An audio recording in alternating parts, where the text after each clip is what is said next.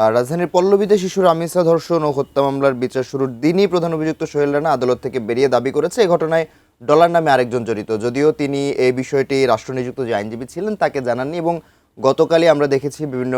ফুটেজে যে তিনি বারবার একটি নাম উচ্চারণ করছিলেন যে ডলার। মাহাতির, আমি এই মুহূর্তে আছি ঢাকা মহানগর শিশু সহিংসতা দমন ট্রাইব্যুনালের সামনে। আপনি জানেন যে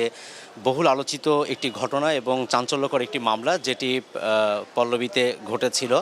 8 বছরের শিশু রামিসাকে ধর্ষণের পর তার যে গলা কেটে তাকে হত্যা করা হয়েছিল, সেই মামলাতে গতকাল অভিযোগ গঠনের আদেশ দিয়েছেন এই আদালতের বিচারক মাসরুর সালেকিন এবং এর মধ্যে দিয়ে গতকালই এই মামলার আনুষ্ঠানিক যে বিচার কার্যক্রম শুরু হয়েছে। একই সাথে রাষ্ট্রপক্ষে যাকে আইনজীবী হিসেবে নিয়োগ দেওয়া হয়েছে স্পেশাল প্রসিকিউটর, বিশেষ পাবলিক প্রসিকিউটর আজিজুর রহমান দুলু, তার আবেদনের পরিপ্রেক্ষিতে এবং তিনি বলেছেন যে আইনের যেটি আছে বাধ্যবাধকতা সেটি হচ্ছে যে এই মামলাটি কোনো রকম বিলম্ব ছাড়াই নিয়মিতভাবে এই মামলার সাক্ষ্য গ্রহণ চলবে। তো সেই আলোকে গতকালই বিচারক মাসরুর সালেকিন তিনি আজ সকাল 10:30টার দিকে সাক্ষ্য গ্রহণ শুরু করবেন, এই সময়টি নির্ধারণ করেছিলেন। কিছুক্ষণ পরে হয়তো আদালতে উঠবেন এবং একই সাথে সকালের দিকে এই মামলার গারদখানা সেখানেই তাদেরকে হয়েছে, কিছুক্ষণ পরে হয়তো তাদেরকে এই আদালতে উপস্থাপন করা হবে এবং তাদের উপস্থিতিতেই সাক্ষ্য গ্রহণ চলবে। আমরা এখানে পেশকার যারা আছেন তাদের সাথে কথা বলে যতটুকু জেনেছি যে 17 জনকে তারা সমন পাঠিয়েছেন সাক্ষীর জন্য। কিছুক্ষণ আগেই আমরা দেখছিলাম যে রামিসার বাবা আব্দুল হান্নান মোল্লা, তাকে এখানে আমরা দেখতে পেয়েছি। তিনি এসেছেন, রামিসার বোনকে দেখেছি এবং তার অন্যান্য যে সমস্ত আত্মীয় স্বজন আছে তাদেরকেও আমরা দেখেছি এবং তার কাছে জিজ্ঞাসা করেছিলাম যে তিনি সহ আর কতজন এখানে সাক্ষী দিবেন। তিনি আসলে সুনির্দিষ্টভাবে জানেন না, তবে আমরা এখানে যেটি জেনেছি যে 17 জনের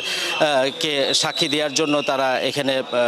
সমন জারি করেছেন এবং তারা সবাই এখানে উপস্থিত হয়েছেন। এবং যদি সত্যিকার অর্থে আজকে সবাই এই 17 জন আসেন, উপস্থিত হন, তাহলে এটির যত রাতই হোক সারাদিন ব্যাপী আসলে এই সাক্ষ্য গ্রহণ চলবে, এমনটা আমরা পেশকারদের কাছ থেকে জানতে পেরেছি। গতকালের ঘটনাটা যদি একটু বলি, সেটি হচ্ছে গতকাল সকাল 11:15টার দিকে প্রথমে সোহেলকে, এরপরে স্বপ্না খাতুন, তাদের দুজনকেই এখানে হাজির করা হয়েছিল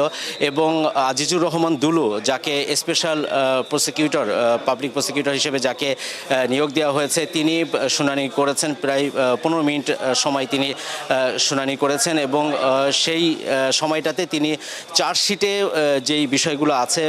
সেই বিষয়গুলো তিনি তুলে ধরেছেন এবং সেখানকার যে চুম্বক অংশগুলো, অর্থাৎ পুরো চার্জশিটের পুরোটি তিনি পড়েননি। যেই উপাদানগুলো উল্লেখ করলে এই মামলাটি প্রমাণ করতে সহজ হয় সেই বিষয়গুলো তিনি এখানে তুলে ধরেছেন এবং একই সাথে তিনি এই মামলাতে 9-2 ধারা এবং 30 ধারা অনুযায়ী তাদের যে সর্বোচ্চ শাস্তির ব্যাপারটি, সেই বিষয়টি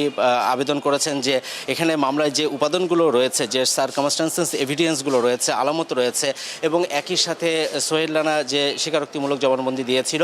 সেই প্রেক্ষিতে এই মামলায় তার সর্বোচ্চ যে শাস্তি মৃত্যুদণ্ড সেটি তিনি কামনা করেছেন। এই বিষয়ে কিন্তু রাষ্ট্রপক্ষে যারা আইনজীবী ছিলেন তারা তাদের সর্বোচ্চ চেষ্টা করবেন বলে তারা জানিয়েছেন। আজিজুর রহমান দুলু, তার সাথে গতকালও কথা হচ্ছিল যে তিনি কতটুকু কনফিডেন্ট, তো তিনি আমাদেরকে জানিয়েছেন যে তার কাছে যে পরিমাণ এভিডেন্স আছে সেটি দ্বারা প্রমাণ করা সক্ষম। তবে একটা বিষয় গতকালকে একটু ঘটে গেছে, সেটা হচ্ছে যখন এই আনুষ্ঠানিক বিচার কার্যক্রম শুরু হয় তার পরে যখন আদালত থেকে সোহেল রানাকে বের করা হচ্ছিল, তখন তিনি ডলার নামে একজন ব্যক্তির নাম তিনি উল্লেখ করেছেন এবং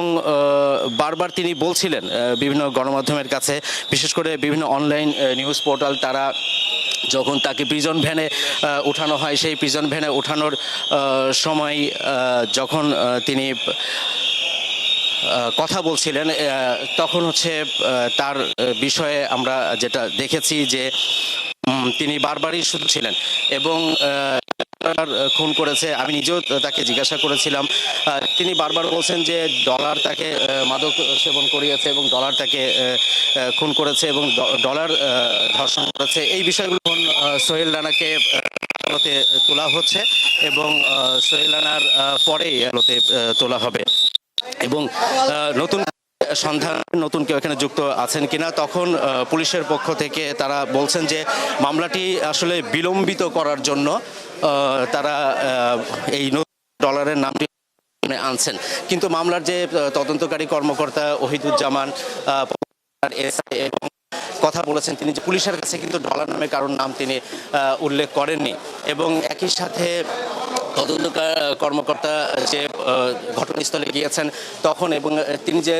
16 যে জবানবন্দি দিয়েছেন সেখানেও কিন্তু তিনি ডলার নামে কারোর নাম উল্লেখ করেননি। অতএব নতুন করে এই যে একটি নাজেনদের মধ্যে এবং ফেসবুকে নানান জায়গায় নানান ধরনের মন্তব্য আমরা দেখতে পেয়েছি গতকাল থেকে এবং অনেকে বলছেন যে এই বিচারকে আসলে বিলম্বিত করার জন্য বা এই যে নতুন করে একজন ডলারের নাম আসলো তাকে খুঁজতে গিয়েই হয়তো আবার নতুন করে এই মামলাটি দীর্ঘায়িত হবে সম্ভব। যেমন আমরা দেখেছি যে আসিয়া হত্যা মামলা যেটি মাগুরায় ঘটেছিল সেটি 1 মাস লেগেছিল এই অভিযোগপত্র দিয়ে। এইখানে যেটি হয়েছে যে মাত্র 5